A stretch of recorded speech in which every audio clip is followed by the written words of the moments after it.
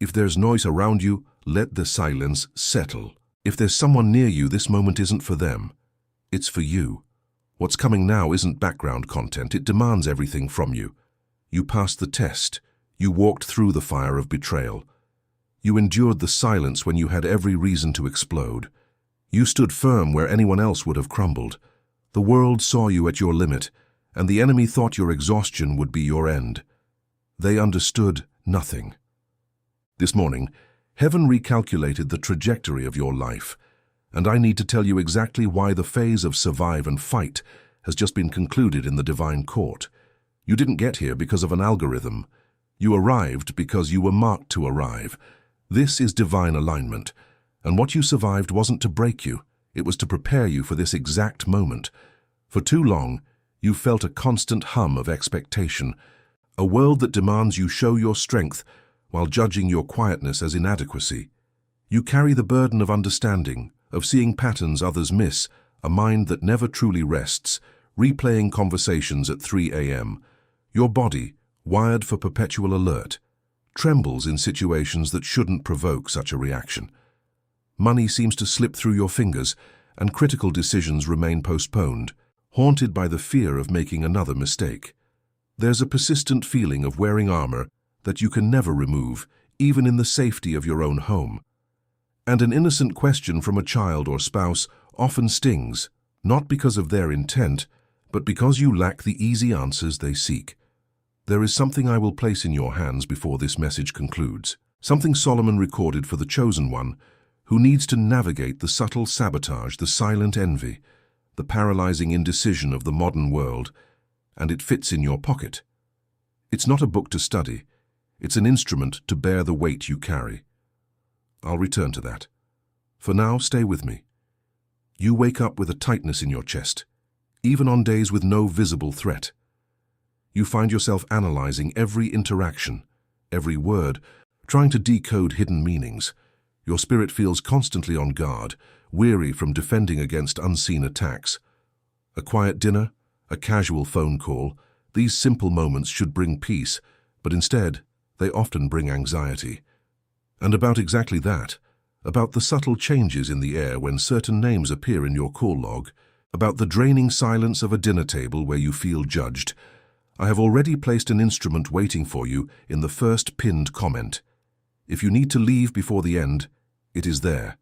But stay, because the Hebrew name for what is happening to you has not yet been spoken. Have you ever felt that this unique struggle you face isn't merely human, but deeply spiritual? What if this pattern of relentless introspection, of deliberate silence against provocation, is a sign that there's a profound battle against the divine purpose God has placed upon your life? It was in seeking answers to this very question that I encountered this digital guide called the Solomon Code. This guide is more than just a reading. It's a key to spiritual understanding, a tool crafted for those who wish to see beyond appearances, to stop treating the internal battle as a mere discomfort, and to truly grasp why this specific type of subtle, intellectual, and spiritual attack rises so fiercely against those who carry a distinct mark from God. Many chosen ones on this channel have already felt the call of the code, but have not yet made the decision to acquire this digital guide. Get it right now. It's available in the first pinned comment. If you are one of the first to acquire it, come back here and type Amen. This will be your act of faith. And today, God may show you the very reason why this relentless opposition has risen against your life.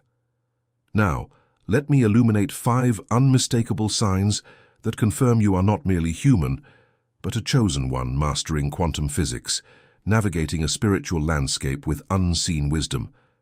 First, we have the involuntary vigil. You find yourself awake at odd hours, not from physical discomfort, but a mind deeply engaged, processing, discerning. What seems like insomnia is, in truth, an unsealed night vigil, where your spirit wrestles with insights far beyond the waking world. Then there's the sacred detour. Your path has often diverged from the expected, from what seemed logical or advantageous to others. What appeared to be a setback or a deviation was, in reality, a divine rerouting, guiding you away from traps and towards a greater, though less obvious, destiny. This isn't just happenstance, it's a profound intervention, And regarding that unique trajectory, the path that consistently veers from conventional expectation, the detour that others might misunderstand as a mistake, but that always leads you to unexpected wisdom, I have already placed the instrument waiting for you in the first pinned comment. If you need to leave before the end, it is there. But stay, because the Hebrew name for what is happening to you has not yet been spoken. Our third sign is the silent altar of the family. You often find yourself silently interceding, carrying the burdens of those closest to you, offering prayers and wisdom without fanfare. What looks like passive observation is the sacred duty of a spiritual anchor, protecting and guiding your lineage from unseen forces. Fourth, we observe the unexplainable peace. Despite the internal battles and external pressures, there are moments of profound tranquility that defy circumstances. What rational minds dismiss as naive optimism is a deep-seated covenantal peace, a resting in the knowledge of a higher protection, an unshakable faith that you've mastered through your unwavering focus on truth amidst chaos. And finally, the solitude of the giver. You give of yourself, your energy, your insight, often without recognition or immediate reciprocation. What others perceive as self-sacrificing naivete is the inherent nature of a fount, a chosen one whose purpose is to provide, to enrich the spiritual quantum field around them, knowing that true recompense comes from a source far beyond human recognition.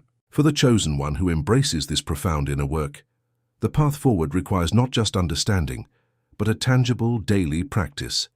I propose a powerful spiritual exercise, drawn from the essence of Proverbs 3:5-6, designed to quiet the mind and anchor your spirit, allowing you to master the quantum reality around you.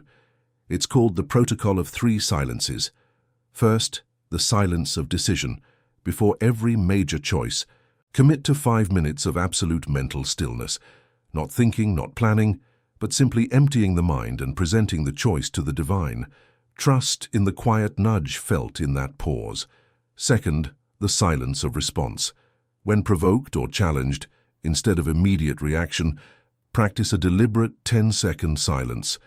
This isn't weakness, but cultivation of discernment. It stops the immediate quantum entanglement of your emotion with external chaos. Third, the silence of gratitude.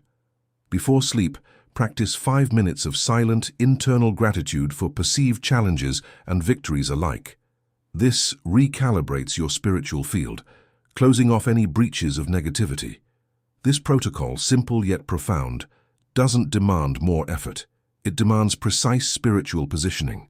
And it is this very precision that the Solomon Code guides you through step by step, showing you how to apply it daily, protecting your inner peace and amplifying your spiritual power. And if you are feeling right now that this is exactly what you need, even before I continue, place your thumb now on the link in the first pinned comment. Don't click yet, just place your thumb. Feel the weight of the decision before you make it. This guide isn't a method to accomplish more. It's an instrument to sustain more. It doesn't train you, it covers you. And the next quantum shift, the next subtle confrontation, arrives sooner than it appears. And it comes with 2 seals for your home, not for your performance. The first seal is the righteous sleep ritual. It's an audio. You don't read, you lie down. And what you once called insomnia, today you will call an unsealed night vigil. And you will learn to seal the night with the right name, in the right order, in the right voice. The second seal is the awakening of clarity, the 7 morning decrees, 7 short phrases, 1 for each morning of the week, so you no longer wake without identity, so you navigate the first hour of your day with the posture of one sent, not one overwhelmed. You have a 7-day unconditional guarantee to use and feel its impact. 7 full days. If within 7 days the instrument hasn't touched what needs to be touched within you, if clarity hasn't arrived, you simply send an email and receive your money back. No questions asked, no justification needed. And the 2 seals, the ritual and the decrees, remain yours even if you return it. They are yours unconditionally. But I must be direct with you. The real risk isn't spending less than 2 coffees. The real risk is the next subtle betrayal, the next unseen quantum entanglement arriving and you're still empty-handed. That's the risk with a face. And it's about that face that I need to speak to you now. And perhaps you're asking yourself some questions right now that deserve an answer before we proceed. What if this is just my own anxiety and not a spiritual attack at all? This isn't about diagnosing external attacks, but equipping you to master your internal quantum field, turning anxiety into discernment. I've tried so many other things. Why would this be different? This isn't another self-help book. It's an ancient protocol aligned with divine wisdom, designed for the chosen one who feels a unique calling. What if I've already missed my chance if I'm too late? There is no too late in the divine timeline for one who is chosen. The alignment you seek is always available, awaiting your intentional engagement. And yet, if you only want the guide, it is sufficient, but the complete spiritual covering comes with all three elements. Consider the story of a 45-year-old CFO burdened by constant corporate intrigue, who felt his quiet leadership was mistaken for timidity. After implementing the Solomon Code, he stated, "I no longer react, I discern. My silence is now my superpower."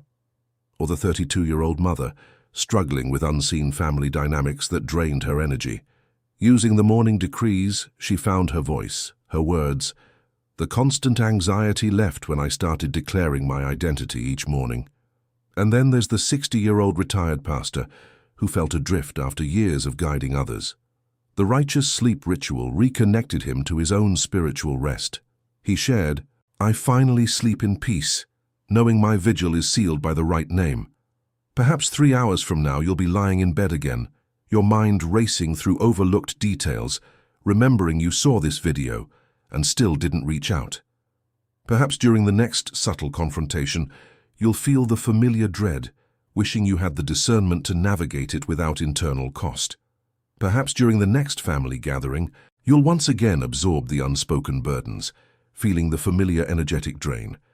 And the cycle continues with the same alarm clock, the same coffee, the same door opening to the next challenge. The link is in the first pinned comment. Pinned for you, not for everyone. For you who needs to face the next situation with an instrument in hand, click now. And when you do, when you open that link, you aren't buying a book. You are accepting an instrument that Solomon prepared for your ordinary day. And what you will understand next, when you hear the Hebrew word that is coming now, will change how you interpret everything that has happened until this moment. The Hebrew word that precisely defines what is happening to you is shamar. Pronounce it softly with me wherever you are. Shamar.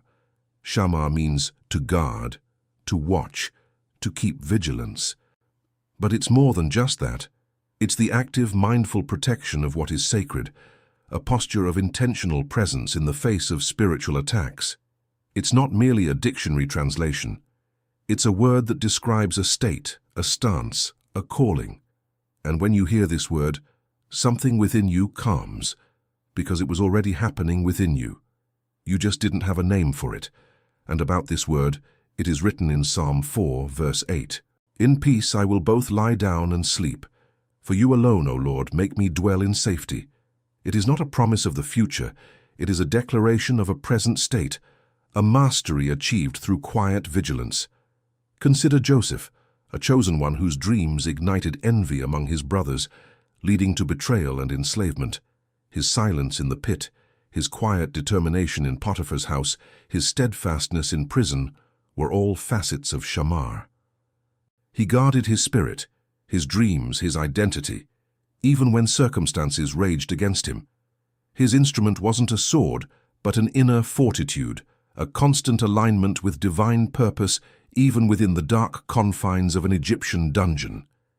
This continuous internal posture, shamar, allowed him to operate with wisdom, to interpret dreams, to administer a nation, and ultimately to become the very source of deliverance for his family. He did not fight. He guarded. He did not seek vengeance. He preserved his spiritual alignment. When the time came, his guarded spirit enabled him to save nations.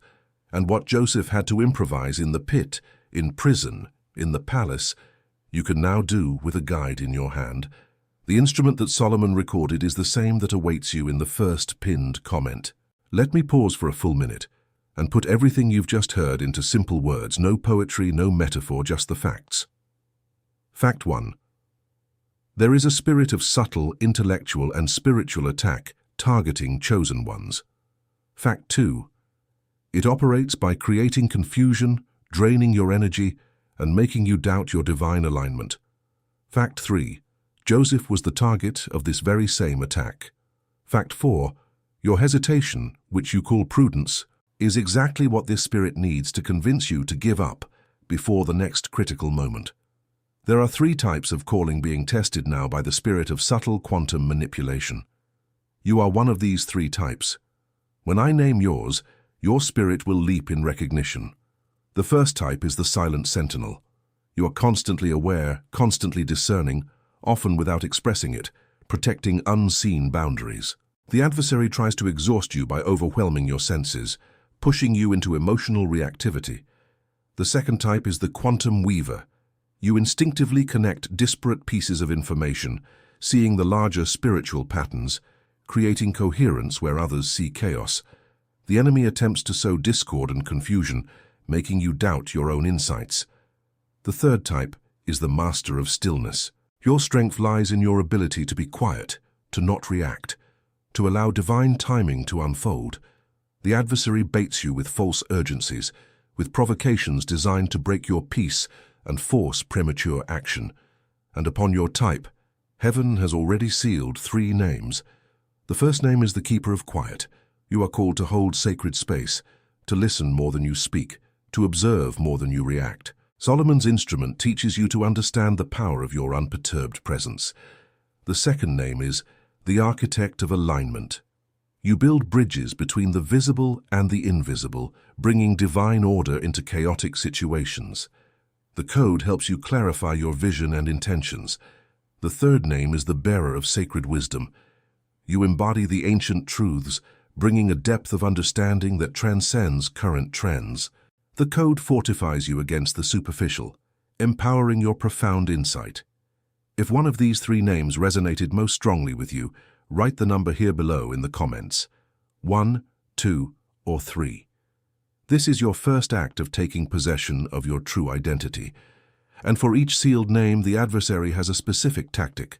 For the keeper of quiet, they send a deluge of noise, distracting you from your inner peace. Your weapon, the righteous sleep ritual, sealing your nights in divine quiet. For the architect of alignment, they bring confusion, muddling your vision with false patterns. Your weapon, the awakening of clarity, daily decrees that sharpen your spiritual sight. For the bearer of sacred wisdom, they whisper doubts, making you feel isolated. Your weapon, the Solomon Code, connecting you to an ancient lineage of wisdom. And these 3 weapons alone are reminders.